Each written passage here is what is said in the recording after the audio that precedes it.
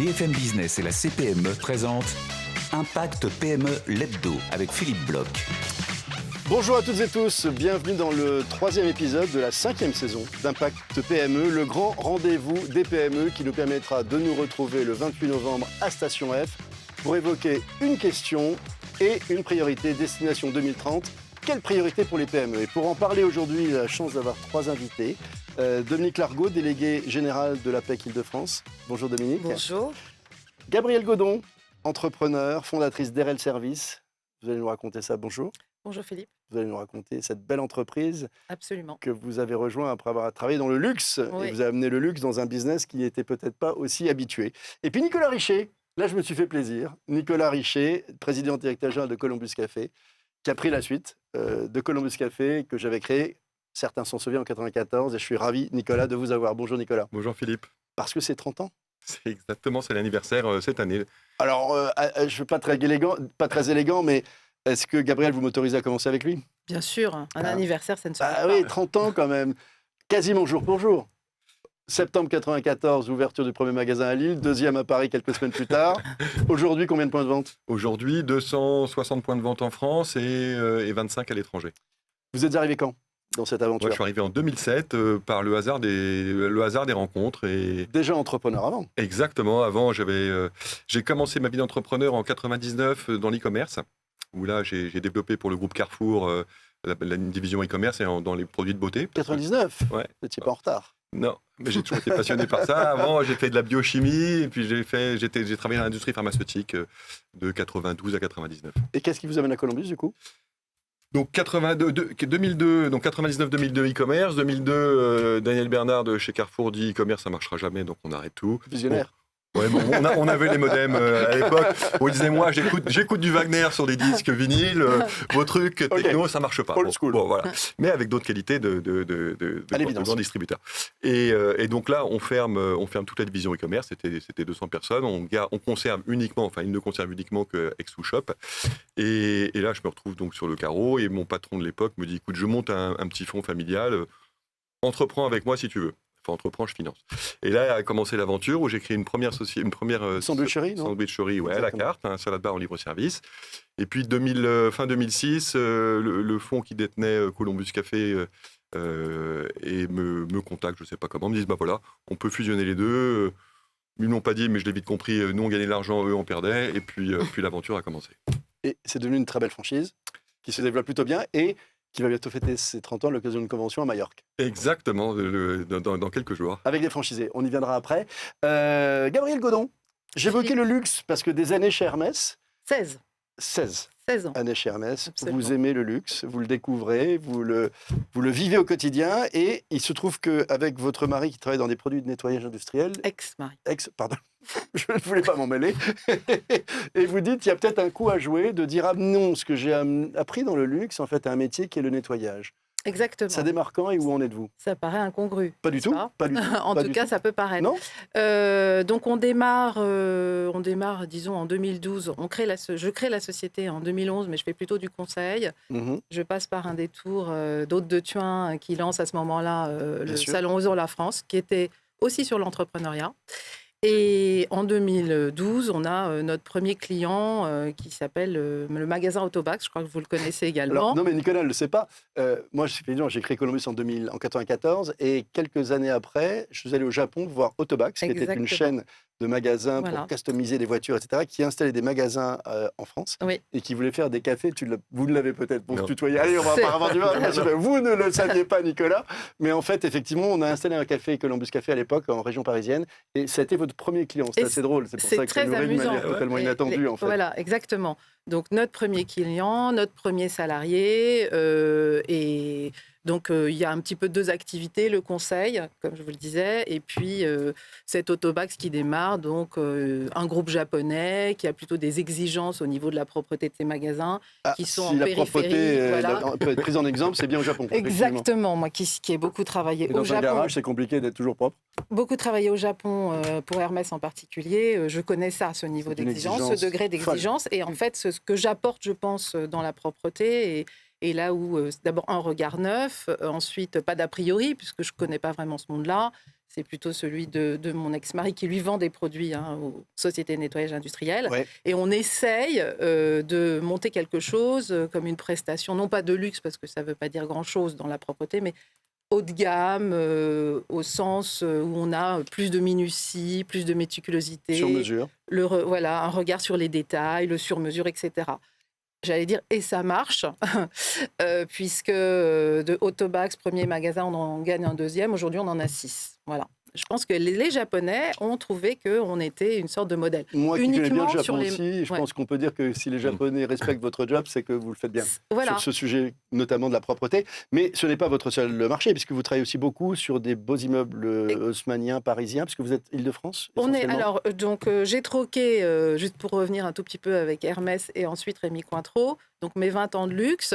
J'ai troqué le marketing, la stratégie, le développement produit à l'international pour de la propreté à Paris et Île-de-France. Avec des gens payés plutôt pas du tout au niveau d'Hermès. C'est clair. Pas le même public, pas le même business, pas le même business model. Aujourd'hui, d'ailleurs, en chiffres, ça donne quoi ? Alors en chiffres, RL, ça donne quoi ? Ça donne 1 milliard... oh là là 1 million 300 000. 1 million 300 000 euros, absolument. Sachant 30 équivalents temps plein à peu près. Équivalent 30 collaborateurs, dont 21 équivalents temps plein. D'accord. Puisque la particularité, c'est que les agents de propreté sont en général à temps partiel et multi-employeurs. Ça, ce sont les particularités. Et là, vous nous direz après, parce qu'on va peut-être aussi passer à Dominique Largaud, mais on va revenir sur ces sujets-là. C'est 21 ETP. 21 ETP. Précis, à la japonaise, précise. Précise. Non, mais on reviendra après sur comment, justement, on arrive, ça qui est intéressant dans votre aventure, comment on arrive avec un public qui est finalement assez loin, en général, de cette image du luxe, et dont l'argent ne permet pas forcément de la seule motivation. Comment est-ce qu'on arrive, parce que vous accordez beaucoup d'importance au management de vos équipes, et comment on arrive à avoir cette qualité, justement. Et je pense que Columbus a les mêmes types de problématiques, avec des gens qui sont dans des zones de salaire qui ne sont pas celles sur lesquelles on peut vraiment faire la différence en termes d'engagement, etc. Et ça vient naturellement vers vous, Dominique Largaud. L'APEC, vous représentez l'APEC Île-de-France, et vous avez beaucoup réfléchi au travail de demain. Oui. Et justement, ils attendent quoi demain, nos collaborateurs ? Alors l'APEC, rappelons ce qu'est l'APEC en 2 mots. L'APEC, c'est une association paritaire, donc gérée par un conseil d'administration à la fois avec des représentants patronaux et syndicaux, et avec un mandat de service public qui nous lie sur nos engagements vis-à-vis de l'État. D'accord. À destination des cadres. À destination des cadres et des jeunes diplômés. D'accord. Et des entreprises qui recrutent des cadres, évidemment, avec une grande majorité de nos clients qui sont des TPE-PME. Avec quelle mission précise sur ces publics de cadres et de jeunes diplômés ? C'est l'accompagnement tout au long de la vie, donc de la diplomation jusqu'au départ à la retraite. Qu'on soit cadre en recherche d'emploi, qu'on soit cadre actif, tout moment, je peux venir... avec une envie de se poser des questions, de faire un bilan à mi-carrière, d'être accompagné pour travailler son entretien annuel, pour préparer sa négociation salariale, vraiment plein de services qu'on peut rendre. Je peux venir à tout moment vous voir ? Mais absolument, Philippe, vous serez le bienvenu. Ok, y compris pas en tant qu'entrepreneur ? Alors, en tant qu'entrepreneur aussi, on peut tout à fait... si vous recrutez des cadres, il n'y a aucun problème, on sera là parce qu'on serait partenaire. Alors, vous avez fait un truc intéressant, vous avez fait une exposition immersive sur l'avenir du travail. Oui. Si on devait résumer quelques enseignements en quelques mots de cette exposition, qu'est-ce que ça nous a appris sur comment travailler demain et comment susciter de l'engagement ? Alors, comment travailler demain ? On a recensé à peu près 600 sources et on a fait un travail de synthèse là-dessus. Et on a dégagé 3 grands chocs, en fait. Un choc démographique, parce que la population française est vieillissante, et ça ne va pas s'arranger. Comme les Japonais, d'ailleurs. Oui, absolument. Ça fait encore et là, c'est une vraie menace de civilisation. Oui, c'est pire au Japon, tout à fait.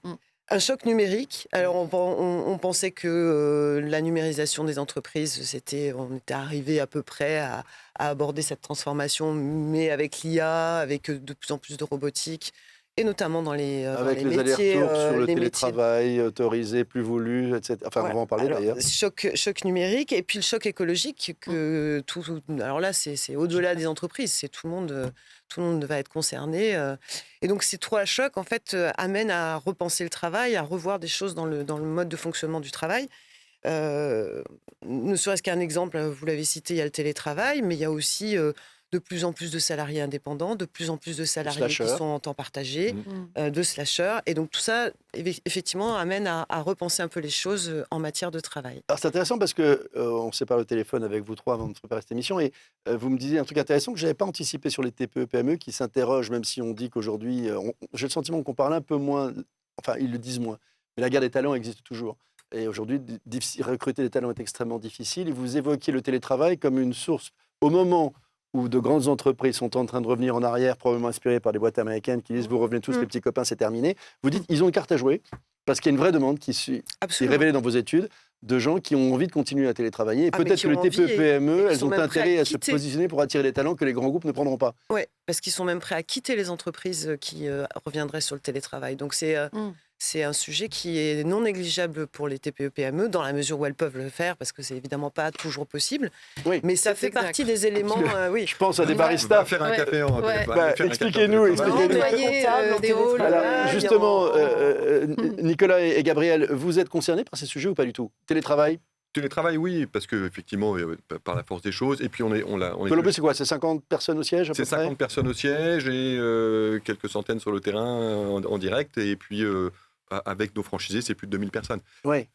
Le télétravail était indispensable pendant le Covid et ça nous a sauvés, ça nous a permis de continuer à produire. Après ça, on est revenu à du travail temps plein au bureau, et il y a un an, on a passé un accord en disant c'est une journée par semaine télétravail pour ceux qui le souhaitent. Or, lundi et vendredi, je ne sais pas pourquoi, bon, c'était comme ça. Là-dessus, moi, je comprends un peu pour le moment. Et dans les faits, ça se passe très bien. Alors, ça se passe très bien dans le sens où chacun est investi en se disant, non, je ne peux pas être en télétravail aujourd'hui, je le ferai la semaine prochaine. Mais en fait, c'était déjà culturel chez nous, quand un collaborateur voulait, pour une raison ou une autre, être chez lui parce qu'il avait un truc à faire qui ne me regarde pas, et il prenait sa journée, et pour autant, il travaillait de chez lui. Mais vous trouvez qu'il y a des attentes qui évoluent ou pas de vos équipes, qu'elles soient aussi bien au siège d'encadrement de cette entreprise de franchisés, dans les magasins aussi? Quelles sont les nouvelles attentes telles que est-ce qu'il y a une évolution? Et comme on est sur une thématique 2030, comment est-ce qu'on garantit que la marque reste attractive aujourd'hui? Il y a une évolution. Alors, il y a, comme vous le disiez tout à l'heure, depuis la naissance de Columbus, et on a continué ce fil rouge, l'expérience client, on doit apporter la meilleure expérience client de notre secteur. Bon. Je peux rappeler quelle était la phrase d'embauche de Barista. Vas-y, allez-y. Faire passer chaque jour à chacun de nos clients les 15 meilleures minutes de leur journée. Bon, on est resté sur cette thématique avec effectivement l'expérience client, et c'est ce qu'on va regarder, on va compter en premier lieu, et on est récompensé tous les ans. C'est un moteur d'engagement, ça, les gens... Alors, ça veut dire que si on veut que les clients finaux passent un bon moment, il faut que nos baristas passent un bon moment. Ça va de fait. Et donc, on a plusieurs actions on tient compte d'eux. On tient compte de leurs problématiques, que ce soit chez les franchisés ou au siège, bien sûr. Et c'est en les écoutant et en intégrant les problématiques. Le télétravail en fait partie. Maintenant, on ne peut pas y répondre à chaque fois. Mais c'est aussi adapter un planning. Quand on dit « OK, moi, je suis à la fac, je suis étudiant à Pau », c'est adapter son planning, en tenir compte et dire « OK, tu peux travailler à tel moment », on en tient compte. Parce que, oui, je pense que vous allez dire ce que je voulais lire peut-être, mais allez-y. Non, je vous en prie, allez-y, parce que j'avais des sujets qui rejoignent vos études là-dessus. Ouais, c'est très intéressant ce que vous dites, parce qu'en fait, les cadres expriment des souhaits de meilleure qualité de vie au travail. Et en fait, quand on regarde, quand on creuse, et on en a échangé avec Philippe, c'est pas du tout le baby-foot à disposition, c'est la reconnaissance au travail, c'est de l'autonomie, de la responsabilisation. Et ça, typiquement, c'est pas nécessairement des enjeux qui coûtent cher. Par contre, c'est un travail de fond, et avec les managers aussi, sur la capacité à gérer ça. C'est ce que je voulais dire, parce que ça se chiffre dans vos études. Moi, je passais ma vie dans mes conférences à dire aux gens que la première attente, la première reproche que les managers français, que les salariés français donnent à leur management, c'est l'absence de reconnaissance. Et ils ne savent pas dire merci et bravo. C'est tout bête.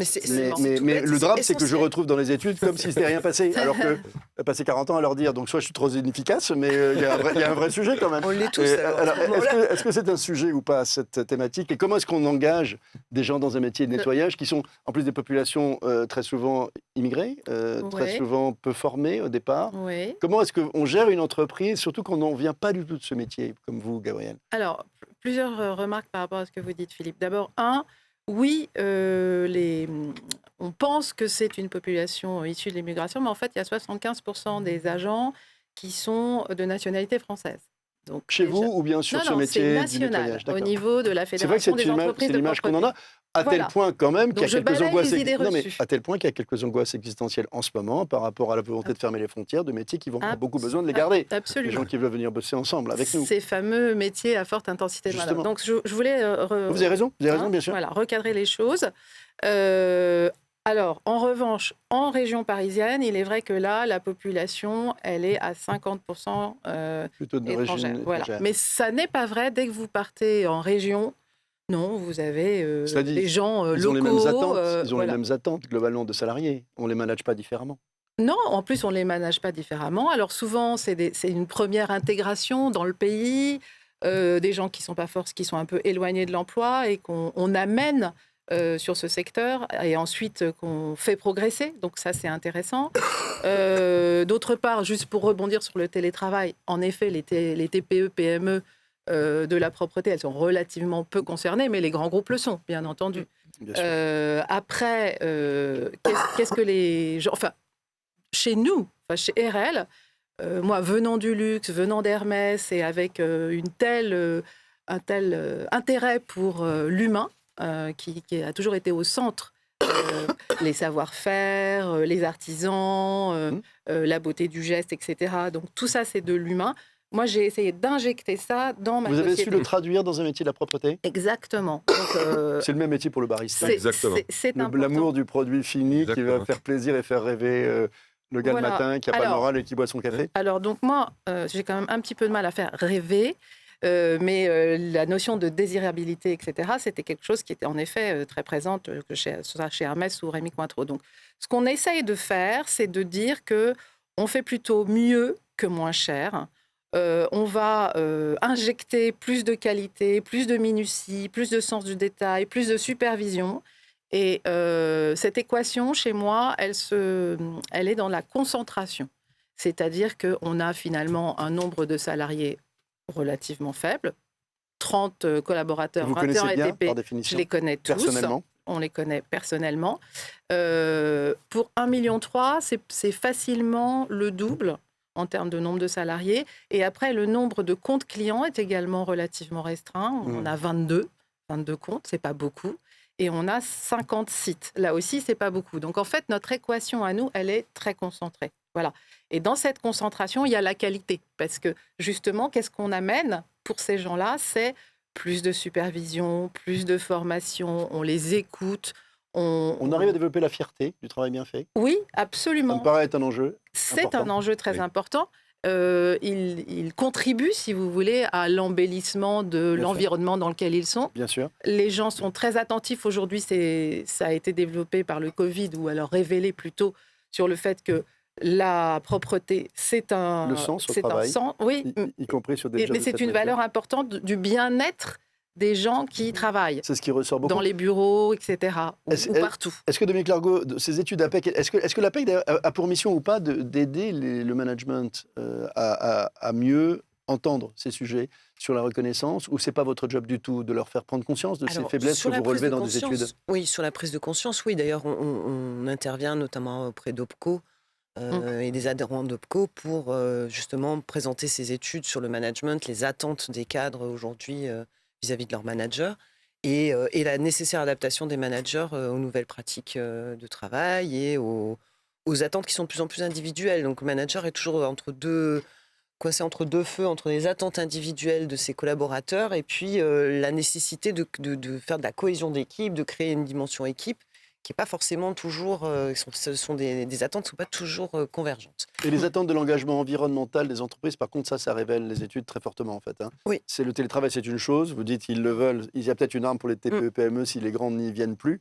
En revanche, vous dites l'engagement environnemental des entreprises influence désormais fortement le choix des cadres.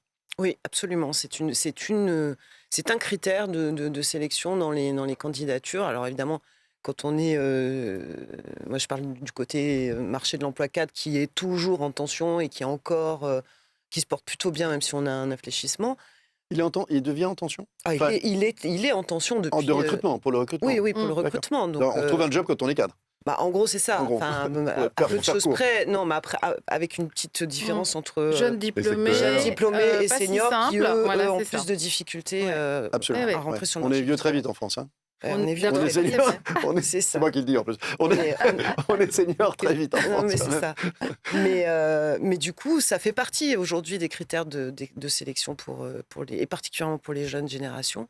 repérer et vérifier que l'entreprise a bien des valeurs, intégrer la logique de la transition écologique, commencer à réfléchir à ses process économiques. Ça fait partie des éléments qui comptent aujourd'hui. Alors, qui Nicolas, rentrent dans la marque employeur de manière assez nette. Absolument. Nicolas Richer, 2030. Si on se projette à 2030 pour Columbus Café, pour le groupe, parce que juste un groupe, d'ailleurs, je ne l'ai pas dit, mais vous avez, enfin, des Parisiens le savent, parce qu'il y a eu des mouvements de foule pour déguster des donuts au moment où la marque Krispy Kreme est arrivée il y a quelques temps. Donc vous êtes en train de consolider un groupe avec 3 marques aujourd'hui d'ailleurs. 3 marques aujourd'hui. Si on se projette un peu à 5 ans pour le groupe Wagram Food Service, puisque c'est le nom de la société. Donc, on est de l'expérience de Columbus réussie en développement sur la France et sur quelques autres pays. Au Canada, au Moyen-Orient et bientôt la Pologne. On se dit qu'on avait une certaine capacité à peut-être bien développer d'autres commerces de restauration en France. Donc on a signé une première franchise qui est de donuts, groupe Krispy Kreme. Donc. Krispy Kreme, l'un des 2 leaders mondiaux. Ouais, c'est incroyable. On a lancé ça le 6 décembre. Il y avait la veille au soir, donc le 5 au soir à 19h, il y avait déjà 200 ou 300 personnes qui attendaient sous la tente pour déguster le donut qui serait frais le matin à 7h. Bon. Si je peux me permettre de manière un peu taquine, assez courageux quand même de lancer un business sucré au moment où on dit qu'il faut ça. Non, mais j'imagine qu'en tant qu'entrepreneur, vous vous êtes interrogé sur la façon de pénétrer un marché qui va à l'encontre de ce qu'on entend sur la santé. Est-ce qu'on se fait peur en tant qu'entrepreneur quand on lance un truc J'imagine votre solution. J'espère qu'ils vont venir, les gars, quoi. Ça, et puis un nouveau business aussi qui demande pas mal de capitaux parce qu'on a investi en direct. Donc là, on n'est plus en franchise, on est en succursale. Alors, on parle de petits plaisirs. Hein. Bien sûr. Et dans ces plaisirs... c'est pas trop grave si c'est une fois de temps en temps. Exactement. C'est pas tous les jours. C'est 3-4 fois par an. Non, mais c'est 3-4 fois par an et c'est pas la consommation quotidienne. Sans abus. Donc on sort de... Finalement, quand on rentre dans une pâtisserie... On se fait plaisir aussi. Bien sûr. Et tant en mieux. tout cas, les faits ont démontré que le succès est là. Et donc, on fait attention au taux de sucre. On est moins sucré qu'aux US, etc. Mais il faut se faire plaisir. Donc, le produit est bon. Et le succès est là. Et le succès est là. Alors, en plus, le format est intéressant parce que il permet de produire dans cette espèce de gigantesque usine, finalement, Kétoal, je crois, le premier magasin, et qui permet en fait d'alimenter plein de petits points de vente. C'est un business beaucoup plus light, peut-être, que ce qu'était Columbus Café, où il nécessite chaque fois un magasin, des installations, etc. Oui, absolument. C'est très différent. Donc là, on a pas le même modèle, unité de production et de là, on va distribuer aux alentours. On peut distribuer sur des petits corners. On en a 2 à Saint-Lazare. Il y en a quelques-uns. Il y a une dizaine dans Paris aujourd'hui. Ou en grande surface. Et en grande surface aussi, et en livraison. Et en fait, c'est aussi un modèle logistique, ce qui est passionnant. Donc il y a le métier de la vente, le métier donc avec tout ce qui est le produit, mais aussi la logistique qui est en backup. Et puis en 2 mots rapidement, et on va revenir ensuite à chacun un peu une conclusion sur la thématique 2030. Une autre enseigne qui rattrape peut-être un peu le coup, une enseigne végétale, qui est Cooper Branch. Alors ça, c'est quoi ça, la deuxième enseigne? C'est au hasard des rencontres au Canada où en fait j'ai goûté un burger que j'ai trouvé très bon et j'ai appris après qu'il était 100% végétal. Et je me suis dit, il faut qu'on importe ça en France. Donc, on a pris la master franchise aussi pour une partie de l'Europe. Et on l'a lancé pendant le Covid. Donc, il y a eu des hauts et des bas. Et aujourd'hui, on voit que l'avenir, c'est pas le vegan au sens strict, mais c'est vraiment le végétal qu'on va développer, qu'on pousse. Et qui va se développer aussi. Et puis, on est sur d'autres thématiques, d'autres enseignes aussi, dans ce créneau, ou ces créneaux. On s'intéresse à tout ce qui est italien, donc on va travailler l'Italie aussi. Formidable, mais très encombré. Il y a encore des petites niches sur le canon. 2030, l'Italie débarque à côté de Columbus Café.